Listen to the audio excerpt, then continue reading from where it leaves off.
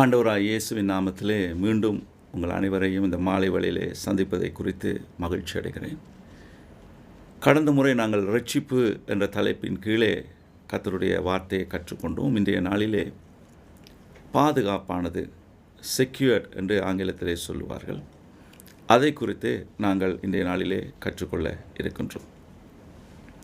இந்த பாடமும் கூட அங்கே 3 பகுதிகளாக பிரிக்கப்பட்டுள்ளது. முதலாவது, கடவுள் எனக்கு பாதுகாப்பு தருகின்றார்.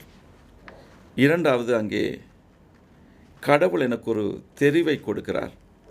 விசுவாசிகளின் வெகுமதிகள் என்ற தலைப்பின் கீழே நாங்கள் இதை கற்றுக்கொள்ள இருக்கின்றோம். நம்முடைய ரட்சிப்பு பாதுகாப்பானதா? ஒரு ரட்சிப்பை பெற்றுக்கொண்ட ரட்சிப்பை ஒரு மனிதன் இழந்து போகலாமா? அதை குறித்து தான் நாங்கள் இந்த நாளிலே நாங்கள் பார்க்க போகிறோம்.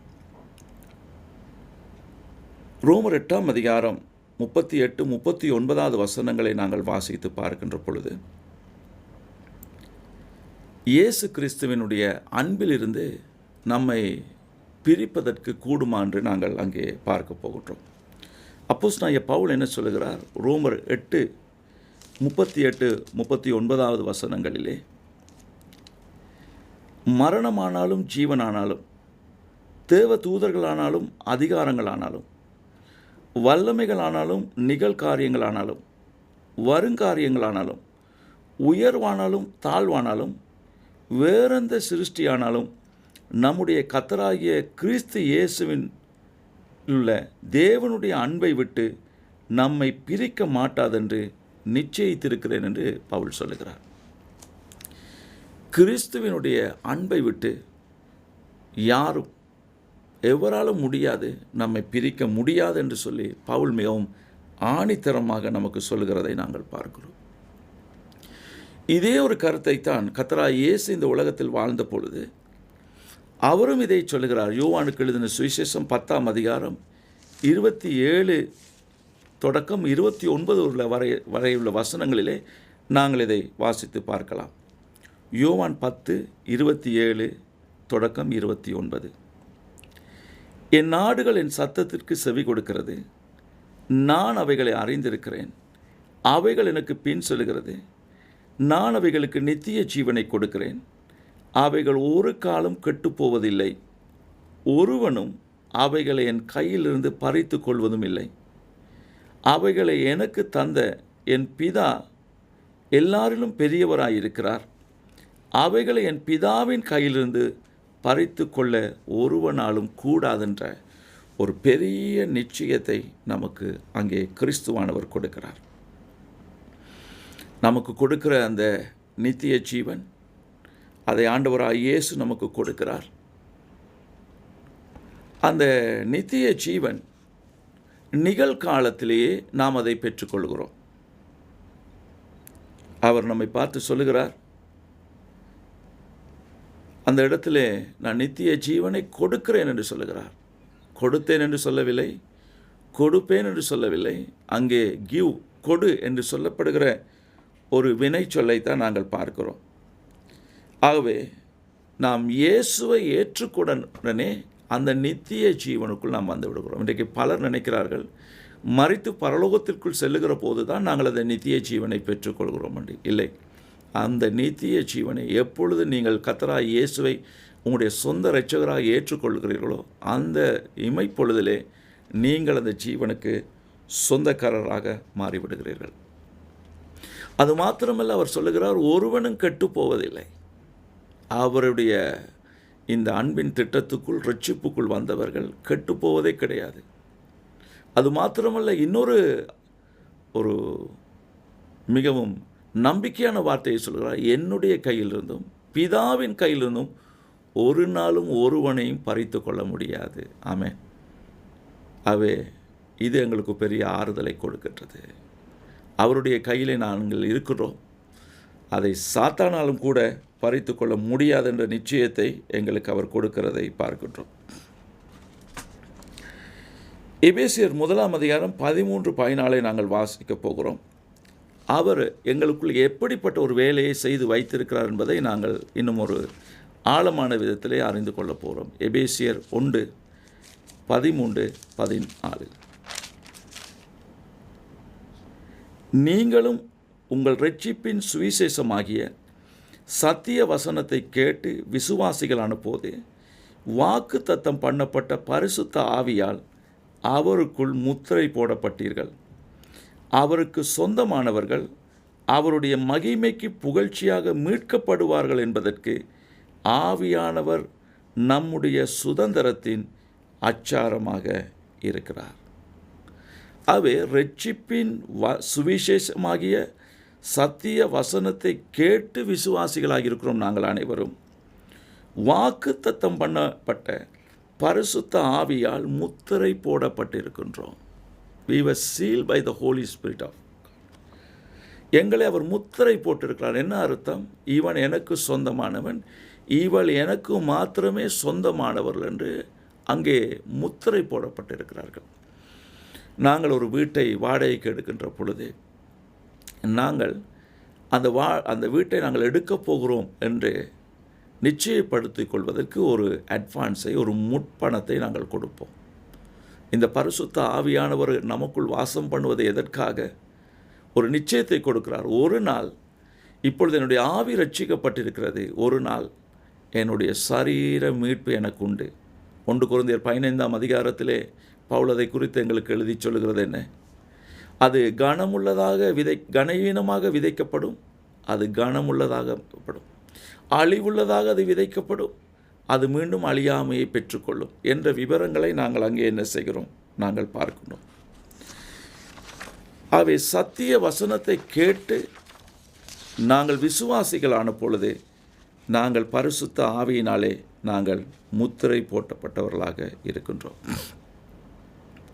கிறிஸ்து நமக்காக மீண்டும் வரும் வரை நாம் அவருக்கு சொந்தமானவர்கள் என்று உத்தரவாதம் அளிக்கவே பரிசுத்த ஆவியை தேவன் நமக்கு தந்தார்.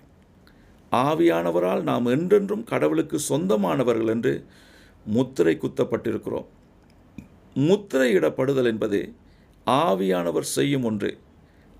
அது நமது சொந்த கிரியைகள் அல்லது முயற்சியை சார்ந்திருக்காது. அவை இது மிகவும் தெளிவாக எங்களுக்கு இருக்கிறதை பார்க்கின்றோம். இந்த பாடத்திலே ஒரு பின்னிணைப்பு எங்களுக்கு கொடுக்கப்படுகின்றது. கிறிஸ்துவில் நான் யார்? இது இந்த பாடத்தினுடைய நோட்ஸோடு உங்களுக்கு கொடுக்கப்பட்டிருக்கிறது. கிறிஸ்துவிலே நான் யார்? உண்மையிலே இந்த புது சிருஷ்டியாக நான் இருக்கிறேன் என்று ஏற்கனவே நான் உங்களுக்கு சொல்லியிருக்கிறேன். அப்படி என்றால் நான் யார்? என்னுடைய ஐடென்டிஃபிகேஷன் என்ன? என்னுடைய அடையாளம் என்பதைத்தான் இந்த வார்த்தைகள் சொல்லுகின்றது. கிட்டத்தட்ட அதற்கு ஒரு 35 வேத வார்த்தைகளை இங்கே நான் கொடுத்திருக்கின்றேன். சிலவற்றை நான் உங்களுக்கு வாசிக்கிறேன். 2 கொரிந்தியர் 5:17 சொல்லுகிறது, நான் தேவனுடைய புதிய படைப்பு. யோவான் 1:12, ரோமர் 8:14-15, கலாத்தியர் 3:26, 4:6 இப்படி சொல்லுகிறது, நான் தேவனுடைய பிள்ளை. கொலோசியர் 1:14 சொல்லுகிறது, நான் மீட்கப்பட்டேன், என் பாவங்கள் அனைத்தும் மன்னிக்கப்பட்டன. ரோமர் 8:1 சொல்லுகிறது, நான் ஆக்கினை தீர்ப்பிலிருந்து விடுதலையாக்கப்பட்டிருக்கின்றேன். ரோமர் 6:1-6 சொல்லுகிறது, நான் பாவத்தின் சக்தியிலிருந்து நான் விடுவிக்கப்பட்டிருக்கின்றேன். ரோமர் 6:18 சொல்லுகிறது, நான் நீதியின் அடிமை, நான் இந்த உலகத்திற்கு உப்பு என்று. மத்தேயு 5:13. இப்படி இப்பொழுது என்னுடைய அடையாளம் என்ன? கிறிஸ்து இவ்வண்ணமாக என்னை பார்க்கிறார். இதுதான் இப்பொழுது என்னுடைய அடையாளமாக இருக்கின்றது. ஆகவே எப்பொழுது நான் இயேசுவை ஏற்றுக்கொண்டேனோ இப்பொழுது நான் ஒரு புதிய சிருஷ்டிப்பு, அவருடைய பிள்ளையாக இருக்கிறேன். நான் இந்த உலகத்துக்கு உப்பாக இருக்கிறேன், நான் வெளிச்சமாக இருக்கிறேன். எனக்கு அருமையானவர்களே, இதை உடனடியாக நம்முடைய மனம் ஏற்றுக்கொள்ளாது. ஏனென்றால் மனிதனுடைய மனம் இன்னும் ரட்சிப்புக்குள் வரவில்லை. ஆகவே தான் ரோமர் 12:1 சொல்கிறது, உங்கள் மனம் புதிதாகிறதுனாலே நீங்கள் மறுரூபமாகுங்கள். ஆகவே நான் உங்களுக்கு சொல்லக்கூடிய ஆலோசனை இது, நீங்கள் பார்க்கக்கூடிய வண்ணமாக முகம் பார்க்கிற ஒரு கண்ணாடியின் பக்கத்தில் நீங்கள் வைத்துவிட்டு இதை நாங்கள் எடுத்து நாங்கள் வாயாலை அரைக்கை செய்து பயிற்சி செய்து நம்முடைய மனதை இதை பதிக்க வேண்டும். இன்னொரு விதத்தில் சொன்னால், பழைய வாழ்க்கையிலே எங்களுடைய மனம் ஒரு விதத்தில் ஒரு ப்ரோக்ராம் ஆகியிருக்கிறது. இப்படித்தான் என்று எங்களுடைய மனம் அங்கே ஒரு ப்ரோக்ராமாக இருக்கிறது. இதை நாங்கள் மீண்டும் திரும்பவும் இதை செட் பண்ணி நாங்கள் ஒரு ரீப்ரோக்ராம் ஆக்க வேண்டும். இதை நாங்கள் எங்களுடைய மனம் ஏற்றுக்கொள்கிற போது தான் சிலுவையிலே இயேசு எங்களுக்கு செய்த அந்த ஆசீர்வாதங்களை நாங்கள் வாழ முடியும். இன்றைக்கு அநேக கிறிஸ்தவருடைய வாழ்க்கையிலே அவர்கள் ஒரு நாள் கர்த்தருக்குள் உச்சக்கட்டத்தில் இருக்கிறார்கள், மீண்டும் விழுந்து போகிறார்கள். எழுவதும் விழுவதுமே அவர்கள் வாழ்க்கை என்று நினைக்கிறார்கள். அதுவல்ல கிறிஸ்து எங்களுக்கு கொடுத்த வாழ்க்கை. கிறிஸ்து எங்களுக்கு ஒரு வெற்றியை கொடுத்திருக்கிறார். அந்த வெற்றியை நாங்கள் பெற்றுக்கொள்ள வேண்டுமானால் கிறிஸ்து எங்களுக்கு செய்ததை நாங்கள் நம்ப வேண்டும். அதற்கு எங்களுடைய மனம் தயாராக இல்லை. அந்த மனதை நாங்கள் பயிற்சி செய்து அந்த நிலைக்கு நாங்கள் கொண்டு வருகிற போது வேதம் சொல்கிறது, கிறிஸ்து இயேசுவில் இருந்த சிந்தை உங்களுக்குள்ளும் இருப்பதாக. அவை இப்பொழுது எங்களுக்கு கிடைக்கிற சிந்தை என்ன சிந்தை? கிறிஸ்துவின் சிந்தை. இந்த கிறிஸ்துவின் சிந்தையோடு தான் நாங்கள் இந்த புது சிருஷ்டிப்பாக வாழலாமே ஒழிய, இல்லாவிட்டால் நாங்கள் இந்த புது சிருஷ்டிப்பை நாங்கள் வாழ முடியாது. இன்றைக்கு அநேக கிறிஸ்தவருடைய வாழ்க்கையிலே கிறிஸ்துவின் ரட்சிப்பை பெற்றுக்கொண்டாலும் அவர்கள் பழையபடியே அவர்கள் வாழ்கிறார்கள். அதுக்கு காரணம் அவர்கள் ரட்சிப்பை இன்னும் பெற்றுக்கொள்ளவில்லை என்ற அர்த்தமில்லை. அவர்கள் பெற்றுக்கொண்டு இருக்கிறார்கள், ஆனால் அதை அறிந்து கொள்ள முடியாதபடிக்கு அது மனம் அங்கே ஒரு தடையாக இருக்கிறதை நாங்கள் பார்க்கிறோம். ஆகவே தான் இந்த பின்னிணைப்பு உங்களுக்கு மிகவும் உதவியாக இருக்கும். தயவு செய்து உங்களுடைய நோட்ஸோடு இதையும் நீங்கள் பெற்றுக்கொண்டு இதை நீங்கள் அப்பியாய செய்யுங்கள். அவை இதை வாசிக்கிற பொழுது நீங்கள் எப்படி உணர்கின்றீர்கள்? உண்மையிலே நான் இதை வாசி எனக்கு மிகுந்த மகிழ்ச்சியும் நம்பிக்கையுமாய் இருக்கின்றது. எனக்கு ஒரு நிச்சயத்தை கொடுக்கிறது. கிறிஸ்து சிலுவையிலே இதையெல்லாம் எனக்காய் செய்து முடித்து ஒரு பெரிய சொத்தாக எனக்குள்ளே ஒரு வைப்பாக இன்றைக்கு வைத்து இருக்கிறார். ஆகவே நான் மீண்டும் ஒரு குற்ற உணர்வோடு நான் பாவி என்று சொல்லி இருக்க வேண்டிய அவசியமில்லை. தேவனுடைய மகனாக மகளாக முழு நிச்சயத்தோடு அவர் எனக்கு சிலுவையிலே சம்பாதித்த அத்தனை ஆசீர்வாதங்களையும் பெற்று வாழ்வதற்காக ஒரு வாழ்க்கை எனக்கு கொடுக்கப்பட்டிருக்கிற நிச்சயத்தோடு நானும் நீங்களும் வாழலாம். சில வேளைகளில் எங்களுக்கு சந்தேகங்கள் எழும்புகின்றது. நமக்குள்ளே இந்த நித்திய ஜீவன் இருக்கிறதா இல்லையா என்ற ஒரு கேள்வி பல வேளையிலே நமக்கு எழும்புகிறதுண்டு. அதை தீர்த்து கொள்வதற்காக இந்த வேத பகுதி நிச்சயமாக உங்களுக்கு உதவி செய்யும் என்று நான் நம்புகிறேன். 1 யோவான் 5ஆம் அதிகாரம் 11-12 வரை உள்ள வசனங்களை நாம் இப்பொழுது வாசித்து பார்க்க போகிறோம். 1 யோவான் 5:11-12. தேவன் நமக்கு நித்திய ஜீவனை தந்திருக்கிறார். அந்த ஜீவன் அவருடைய குமாரனில் இருக்கிறது என்பதே அந்த சாட்சியாம். குமாரனை உடையவன் ஜீவனை உடையவன், தேவனுடைய குமாரன் இல்லாதவன் ஜீவன் இல்லாதவன். ஆகவே இந்த ஜீவன் யாருக்குள்ளே இருக்கிறது? இயேசு கிறிஸ்துவுக்குள் இருக்கிறது. ஆகவே நாங்கள் குமாரரை உடையவர்களாக இருக்கிறோம். எப்படி? நாங்கள் விசுவாசத்தினாலே நாம் இயேசுவை ஏற்றுக்கொள்கிற போது நாம் கிறிஸ்துவுக்குள் இருக்கிறோம். ஆகவே ஜீவனை நாங்கள் உடையவர்களாக இருக்கின்றோம். அவை குமாரனை உடைய நாங்கள் ஜீவன் உடையவர்களாக இருக்கிறோம். குமாரர் இல்லாதவர்கள் ஜீவனற்றவர்களாக மரணத்தின் சாயலில் இருக்கிறார்கள். ஆகவே இந்த வசனம் மிகவும் உறுதியாக இருக்கிறது. நித்திய ஜீவன் நமக்குள் இருக்கின்றது. ஆனால் எனக்கு அருமையானவர்களே, இந்த ஜீவனை பெற்ற நாங்கள் சில வேளைகளிலே நாங்கள் பாவத்தில் விழுகிற ஒரு சந்தர்ப்பங்கள் நமக்கு இருக்கின்றது. ரட்சிக்கப்பட்டவர்களும் இன்னொரு விதத்தில் கேட்டால் அவர்கள் பாவம் செய்யக்கூடுமா கூடாதா என்ற ஒரு கேள்வியை கேட்டால் நீங்கள் என்ன சொல்லுவீர்கள்? நாம் ரட்சிக்கப்பட்டது பிற்பாடும் நாங்கள் பாவத்தில் விழுந்த சந்தர்ப்பங்கள் உண்டு. சிலர் இதை பிழையாக புரிந்து கொள்கிறார்கள். ஆகவே நான் பாவத்திலே விழலாம், மீண்டும் மன்னிப்பு கேட்கலாம். ஆனால் இதனாலே ரட்சிப்பு அவர்களுக்கு ஒரு விதமான ஒரு லைசன்ஸை போல மாறிவிடுகிறது, ஒரு அனுமதி புத்தகத்தை போல மாறிவிடுகிறது நாங்கள் தொடர்ந்தும் பாவத்தில் இருப்பதற்கு. அப்படி என்றால் நாங்கள் இதை சரியாக புரிந்து கொள்ள வேண்டும். இந்த வேத பகுதி உங்களுக்கு இதை சரியாக புரிய பண்ணுமென்னு நினைக்கிறேன். ரோமருக்கு எழுதின புத்தகம் 6ஆம் அதிகாரத்திலே அப்போஸ்தலனாகிய பவுல் இதை குறித்து அழகாக எங்களுக்கு விளங்கப்படுத்துகிறார். ரோமர் 6ஆம் அதிகாரம் 1-2 வசனங்கள். ஆகையால் என்ன சொல்வோம்? கிருபை பெருகும்படிக்கு பாவத்திலே நிலைநிற்கலாம் என்று சொல்லுவோமா? கூடாதே. பாவத்துக்கு மரித்த நாம் இனி அதிலே எப்படி பிழைப்போம்? இந்த போதனையை பவுலுடைய நாட்களிலும் சிலர் பிழையாக புரிந்து கொண்டார்கள். எப்படி? கிருபை பெருகும்படிக்கு பாவத்தில் நிலைத்து நிற்கலாமா என்றால், பாவத்தின் நிமித்தமாகத்தான் கிருபை வந்தது. ஆகவே இன்னும் கூடுதலான கிருபையை பெற்றுக்கொள்ள இன்னும் பாவம் செய்யலாம். ஆனால் பவுல் இப்படியான ஒரு தர்க்கத்தை முன்வைக்கிறார். என்ன? பாவத்துக்கு மரித்த நாம். எப்பொழுது நாம் பாவத்துக்கு மரித்தோம்? எனக்கு அருமையானவர்களே, கிறிஸ்து சிலுவையிலே என்னுடைய உங்களுடைய பாவங்களுக்காக மரித்த போது நாமும் அங்கே அவரோடு மரித்து விட்டோம். இது ஒரு ஐடென்டிஃபிகேஷன். எப்படி? ஏதேன் தோட்டத்திலே நானும் நீங்களும் இருக்கவில்லை. ஆதாம் மரித்த போது நானும் நீங்களும் மரித்ததைப் போல அவனோடு நாங்கள் அடையாளப்படுத்தி விட்டோம். உதாரணமாக, இலங்கையிலே ஒரு கிரிக்கெட் டீம் இருக்கிறது. அது விளையாடி வெற்றி பெற்று விட்டால் எல்லாரும் நாங்கள் சொல்லுகிறோம், இலங்கை வெற்றி பெற்று விட்டது என்று சொல்கிறோம். எல்லாரும் மகிழ்ச்சி அடைகிறார்கள். உண்மையிலே விளையாடினவர்கள் நானும் நீங்களும் அல்ல. நாங்கள் அங்கே தொலைக்காட்சி பெட்டிக்கு முன்பதாக இருந்து அதை பார்த்து கொண்டிருந்தோம். அவர்களுடைய வெற்றி நம்முடைய வெற்றியாகிறது, நாட்டின் வெற்றியாகிறதைப் போல ஆதாமினுடைய அந்த பிரதிநிதிகளாக அன்றைக்கு நாங்களும் அங்கே இருந்தோம். அதற்கூடாக நாங்கள் பாவத்திலே உட்பட்டவர்களானோம்.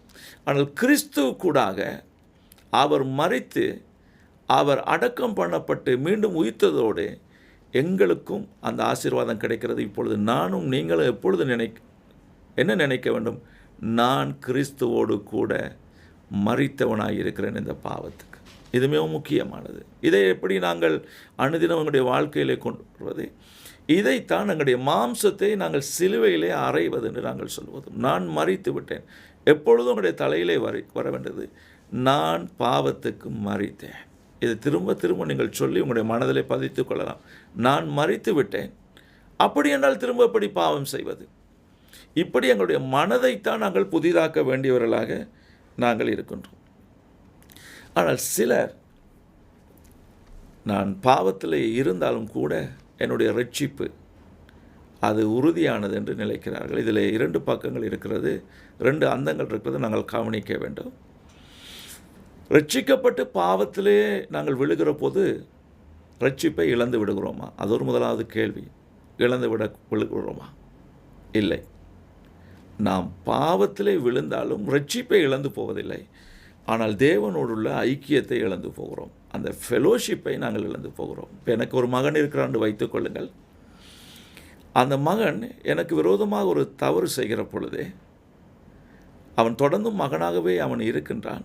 ஆனால் அவனுடைய முகத்தை பார்த்து கதைப்பதற்கு என்னால் முடியாது. அவனும் என்னுடைய முகத்தை பார்க்க முடியாது.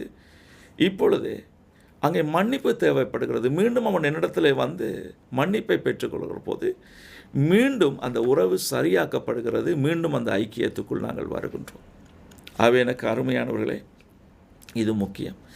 ஆனால் இதை ஏற்கனவே நான் சொன்னது போல பாவத்தை வாழ்வது ரட்சிப்பின் காரியம் ஒரு லைசன்ஸை போல, ஒரு அனுமதி பத்திரத்தை போல எடுத்துக்கொண்டு வாழ்ந்தால் இப்படி ஒரு காரியத்தை கர்த்தர் செய்கிறாராம். எபிரேயர் 12ஆம் அதிகாரம் 5 தொடக்கம் 10 வரை உள்ள வசனங்களிலே இப்படியான ஒரு காரியத்தை ஆண்டவர் செய்ய வேண்டியவராக அவர் இருக்கிறார். எபிரேயர் 12 5 தொடக்கம் 10 வரை உள்ள வசனங்கள். அன்றியும் என் மகனே, கர்த்தருடைய சிட்சையை அற்பமாக எண்ணாதே. அவரால் கடிந்து கொள்ளப்படும் போது சோர்ந்து போகாதே. கர்த்தர் எவனிடத்தில் அன்பு கூறுகிறாரோ அவனை அவர் சிட்சித்து தாம் சேர்த்துக்கொள்கிற எந்த மகனையும் தண்டிக்கிறார் என்று பிள்ளைகளுக்கு சொல்லுகிறது போல உங்களுக்கு சொல்லியிருக்கிற புத்திமதியை மறந்தீர்கள். நீங்கள் சிட்சையை சகிக்கிறவர்களாயிருந்தால் தேவன் உங்களை புத்திரராக எண்ணி நடத்துகிறார். தகப்பன் சிட்சியாத புத்திரன் உண்டோ? எல்லாருக்கும் கிடைக்கும் சிட்சை உங்களுக்கு கிடையாதிருந்தால் நீங்கள் புத்திரராயிராமல் வேசி பிள்ளைகளாய் இருப்பீர்களே. அன்றியும் நம்முடைய சரீரத்தின் தகப்பன்மார்கள் நம்மை சிட்சிக்கும் போது அவர்களுக்கு நாம் அஞ்சி நடந்திருக்க தாம் பிழைக்கத்தக்கதாக ஆவிகளின் பிதாவுக்கு வெகு அதிகமாய் அடங்கி நடக்க வேண்டுமல்லவா? அவர்கள் தங்களுக்கு நலமென்று தோன்றினபடி கொஞ்ச காலம் சிட்சிக்கிறார்கள். இவரோ தம்முடைய பரிசுத்தத்துக்கு நாம் பங்குள்ளவர்களாகும் பொருட்டு நம்முடைய பிரயோஜனத்துக்காகவே நம்மை சிட்சிக்கிறார். ஆகவே இங்கே சிட்சையின் ஆயுதத்தை கர்த்தர் எடுக்கிறார். இது ஒரு டிசிப்ளினரி ஆக்ஷனாக ஆண்டவர் இதை பார்க்கின்றார். சிட்சை என்று சொல்கிற போது நம்மை ஒழுங்குபடுத்துகிறார்.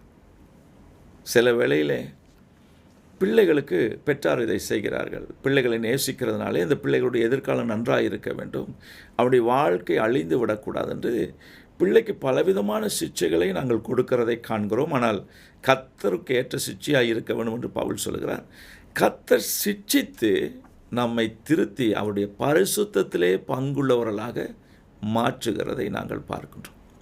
அவை எனக்கு அருமையானவர்களே, தொடர்ந்தும் நாங்கள் தேவனுடைய கிருபையை அவருடைய இரக்கத்தை பிழையாக புரிந்து கொண்டு பாவத்திலே இருக்குமானால் சிட்சித்து மீண்டும் சரியான வழியிலே கொண்டு வர தேவன் ஆயத்தமுள்ளவராயிருக்கிறார். நீங்கள் பாவம் செய்யாமல் இருக்க வேண்டும் என்பதே கடவுளின் விருப்பம். ஆனால் மனிதர்களாகிய நாங்கள் சோதனைக்குள்ளாகிறோம். நம் வாழ்வில் நாம் இன்னும் பாவத்தை எதிர்த்து போராடுகிறோம் என்பதே இதன் பொருள். நீங்கள் பாவம் செய்தால் என்ன நடக்கும்? நீங்கள் உங்கள் இரட்சிப்பை இழக்கவில்லை. ஆனால் பாவம் கடவுளுடனான உங்கள் ஐக்கியத்தை பாதிக்கும். அவர் அன்பான தந்தையாக இருப்பதால் அவர் சோதனையிலிருந்து தப்பிப்பதற்கான வழியையும் மனம் திரும்புதல் மூலம் நீங்கள் அவரை நெருங்குவதற்கான வழியையும் அவர் வழங்கியுள்ளார். ஒரு சரியான பாவ அறிக்கை செய்வதென்பதை குறித்து ஒரு பின்னிணைப்பு 3வது பாடத்திலே நான் உங்களுக்கு கொடுத்திருக்கிறேன். ஒரு சரியான விதத்திலே பாவ அறிக்கை எப்படி செய்வது, அதை நீங்கள் பெற்றுக்கொள்கிற போது எப்படி நாங்கள் ஒரு கன்ஃபெஷனை செய்யலாம் என்று அது உங்களுக்கு சொல்லிக் கொடுக்கும். எல்லா கிறிஸ்தவர்களும் பாவம் செய்தாலும் கூட நித்திய ஜீவனை உடையவர்களாக நாம் இருக்கிறோம். பாவம் செய்வதற்கான ஒரு அத்தாட்சி பத்திரமாக நாம் இதை எடுத்துக்கொள்ளக்கூடாது. மாறாக அது நம்மை தேவனுக்கு கீழ்ப்படிய தூண்டுகிறது. ஒருவன் தன்னை கிறிஸ்தவன் என்று கூறிக்கொண்டாலும் மனம் திரும்பாத இருதயத்துடன் தொடர்ந்து பாவத்தில் வாழ்ந்தால் அவன் உண்மையில் நற்செய்தியை புரிந்து கொண்டு கிறிஸ்துவை உண்மையாக ஏற்றுக்கொண்டானா என்று தன்னைத்தானே கேட்டுக்கொள்ள வேண்டும். ஏனால் கிறிஸ்தவத்தில் இப்படி ஒரு வாதம் இருக்கின்றது, இரட்சிப்பை இழந்து போகலாம் என்று. எனக்கு அருமையானவர்களே, நான் இதை இப்படி பார்க்கிறேன். அதாவது தேவனால் பிறந்த எதுவும் உலகத்தை ஜெயிக்கும் என்று சொல்லப்பட்டிருக்கிறது. கிறிஸ்து எங்களுக்கு கொடுக்கிற இரட்சிப்பு உண்மையாயிருந்தால் பாவத்தை வென்று அதன் மேல் வெற்றியுள்ள ஒரு கிறிஸ்தவ வாழ்க்கையை வாழ்வதற்காகவே தேவன் நம்மை அழைத்திருக்கிறார். அதை நாங்கள் மறக்கக்கூடாது. ஆனால் தொடர்ந்தும் ரட்சிக்கப்பட்டு சிலர் ஞானஸ்தானம் பெற்றும் பாவத்திலே தொடர்ந்து இருந்தால் அதை எப்படி நாங்கள் எடுத்துக்கொள்ளலாம்? அவர் இன்னும் ரட்சிப்பின் நற்செய்தியை சரியாக புரிந்து கொள்ளவில்லை, மனம் திரும்புதலின் அனுபவத்தை பெற்று அந்த ரட்சிப்புக்குள் வரவில்லை என்றே தான் நாங்கள் என்ன செய்ய வேண்டியவர்களாக இருக்கிறோம், அதை எடுத்துக்கொள்ள வேண்டியவராக இருக்கிறோம். தேவாலயங்கள் கிறிஸ்தவர்கள் என்று அழைக்கப்படுவர்களால் நிறைந்துள்ளன. அவர்கள் ஒருபோதும் நித்திய ஜீவனை பெற்று கொண்டிருக்கவில்லை. ஏனென்றால் அவர்கள் ஒருபோதும் கிருபையின் நற்செய்தியை உண்மையில் புரிந்து கொள்ளவில்லை அல்லது நம்பவில்லை. அவர்கள் சில கெட்ட பழக்கங்களை கைவிட்டு தேவாலயத்துக்கு செல்ல ஆரம்பித்தார்கள். ஆனால் அப்படி சென்றவர்கள் ஒருவரும் ரட்சிக்கப்படவில்லை. கடவுளின் கிருபையால் மட்டுமே அவர்கள் ரட்சிக்கப்படுகிறார்கள், தொடர்ந்தும் ரட்சிக்கப்படுகிறார்கள். அவை இன்றைக்கு ரட்சிப்பு மிகவும் மலிவாக மாறிவிட்டது. ஏதோ சில கெட்ட பழக்கங்களை விட்டுவிட்டாலே ரட்சிப்பு வந்துவிட்டோம் என்று நாங்கள் நினைக்கிறோம். மது குடித்தவர் மதுவை விட்டு விடுவது, சிகரெட்டை விட்டுவிடுவது, இதுவே ஒரு பெரிதான காரியமாய் கணிக்கப்படுகின்றது. கெட்ட பழக்கங்களை விடுவது நல்லது தான், ஆனால் ரட்சிப்புன்றது இதைவிட மிக ஆழமானது என்பதை நானும் நீங்களும் மறக்கக்கூடாது. ஆகவே தான் பல வேளைகளில் இவைகளை விட்டுவிட்டவர்கள் முழுமையாக கிறிஸ்துவனுடைய அந்த பரிபூர்ணத்தை பெற்றுக்கொள்ளவில்லை. இன்னொரு விதத்திலே சொன்னால், மதுவை ருசி பாராத, இந்த சிகரெட்டை ருசி பாராத எத்தனையோ மக்கள் இன்றுமிக்கும் வாழ்ந்து கொண்டிருக்கிறார்கள், பல மதங்களிலும் இருக்கிறார்கள். அப்படி என்றால் இவர்களுக்கு ரட்சிப்பு தேவையா என்ற ஒரு கேள்வியும் நாங்கள் இந்த இடத்துல கேட்க வேண்டியவர்களாக இருக்கின்றோம். அப்படி என்றால் ரட்சிப்பு என்றால் அது இதைவிட ஆழமானது. அடுத்தது 1 கொரிந்தியர் 3-ம் அதிகாரம் 11-15 வசனங்களை வாசிக்கிற பொழுது, ஒரு நாள் தேவனுக்கு முன்பாக நாங்கள் நியாய தீர்க்கப்படுவோம் என்கிற ஒரு வசனத்தை நாங்கள் பார்க்கலாம். அதை நான் உங்களுக்கு வாசித்து விளங்கப்படுகின்றேன். இது எப்படியான ஒரு நியாய தீர்ப்பாக எங்களுக்கு இருக்க போகிறது? 1 கொரிந்தியர் 3:11 தொடக்கம் 15 வரை உள்ள வசனங்கள்.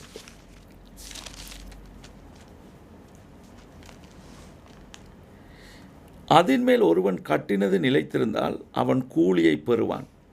ஒருவன் கட்டினது வெந்து போனால் அவன் நஷ்டமடைவான். அவனோ ரட்சிக்கப்படுவான், அதுவும் அக்கினியில் அகப்பட்டு தப்பினது போல இருக்கும். இங்கே நாம் பார்க்கின்ற ஒரு காரியம், ரட்சிப்பை நாம் இழந்து போக முடியாது. ஆனால் பரலோகத்திலே வெகுமதிகளை நாங்கள் இழந்து போகலாம். நாம் செய்கின்ற ஒவ்வொரு ஆசீர்வாதமான நல்ல செயல்களுக்கு எங்களுக்கு வெகுமதிகள், ரிவார்ட்ஸ் எங்களுக்கு இருக்கின்றது. எனக்கு அருமையானவர்களே, ஏற்கனவே நான் சொல்லிவிட்டேன், ஆக்கினை தீர்ப்புக்கு உட்பட்டவர்கள், ஆக்கினை தீர்ப்பிலிருந்து நாங்கள் விலகி இருக்கிறோம். ஆகவே ஒரு கிறிஸ்தவனுக்கு ஆக்கினை தீர்ப்பு கிடையாது. ஆனால் ஒரு நியாய தீர்ப்பு உண்டு. அது எப்படிப்பட்ட நியாய தீர்ப்பு? எங்களுடைய கிரியைகள் எல்லாம் சோதித்து பார்த்து எங்களுக்கு வெகுமதிகளை ஆண்டவர் கொடுக்க அவர் ஆயத்தமுள்ளவராயிருக்கிறார். எனக்கு அருமையானவர்களே, நீங்கள் பரலோகத்தை அடைகிற போது வெகுமதிகளை பெற்றுக்கொள்வீர்களா? இல்லாவிட்டால் வெறும் கையராக நீங்கள் நிற்கப் போகிறீர்களா? ஆகவே இந்த அருமையான மாலை பொழுதிலே இந்த ரட்சிப்பை குறித்து பார்க்கிற போது, தேவனால் கொடுக்கப்பட்ட ரட்சிப்பு அது நிரந்தரமானது, அது பாதுகாப்பானது. அதை முற்றும் நாங்கள் நம்பி இந்த பூமியிலே நாங்கள் வாழலாம். உங்களுக்கு சில வீட்டு வேலைகளும் இருக்கிறது. அதில் முதலாவது நீங்கள் செய்ய வேண்டிய வேலை,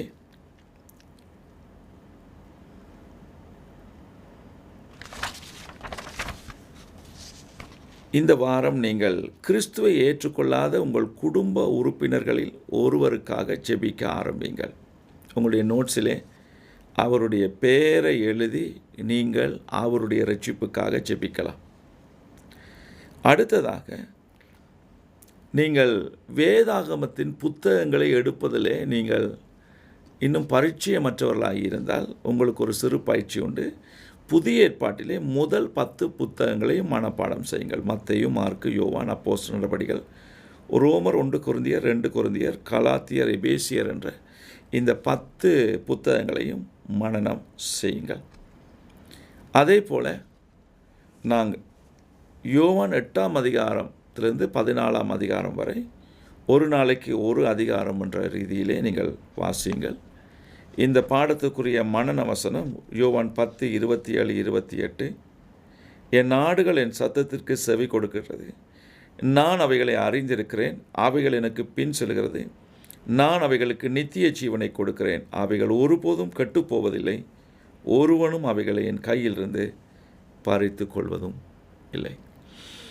ஆகவே இந்த மனன வசனத்தோடு நான் இந்த பாடத்தை நிறைவு செய்கிறேன். இது உங்களுக்கு ஆசீர்வாதமாக இருந்திருக்கும் என்று நான் நம்புகிறேன். ஆகவே இயேசுவின் கையிலே நானும் நீங்களும் பத்திரமும் பாதுகாப்பாக இருக்கிறோம். இவ்வளவு பெரிதான ஒரு ரட்சிப்பை நமக்கு கொடுத்திருக்கிறார். ஆகவே அக்கறை இல்லாதவர்களாக இல்லாதபடிக்கு அதை காத்துக்கொள்வதிலே பிரயாசப்படுவோம். ஒருமனப்பட்டு ஜெபம் பண்ணுவோம். நல்ல ஆண்டவரே, மீண்டும் ஒரு மாலை பொழுதிலே நீர் கொடுத்த இந்த மகிமையான ரட்சிப்புக்காக நன்றி செலுத்துகிறோம். சிலுவையிலே உம்முடைய வாழ்க்கையை முழுவதும் நீர் கொடுத்து எல்லா துளி இரத்தத்தையும் எங்களுக்காக சிந்தி இவ்வளவு மகிமையான ரட்சிப்பை எங்களுக்கு தந்திருக்கிறீர். பரலோகத்தை எங்களுக்கு திறந்திருக்கிறீர். ஆசீர்வாதமான வாழ்க்கை உங்களுக்குள் வைத்திருக்கிறீர். புது சிருஷ்டியாக எங்களை சிருஷ்டித்திருக்கிறீர். மீண்டும் உடைய பிள்ளைகள் என்ற அந்தஸ்தை எங்களுக்கு கொடுத்திருக்கிறீர். உன்னதங்களிலே உங்களோடு உட்காரும்படியான பாக்கியத்தை எங்களுக்கு கொடுத்திருக்கிறீர். ஆகவே நீர் தந்த அந்த வெற்றி வாழ்க்கை வாழ எங்களை ஆசீர்வதியும். பாவத்தின் அடிமைத்தனத்திலிருந்தும் பிசாசின் பிடியிலிருந்து நாங்கள் மீட்கப்பட்டிருக்கிறோம்.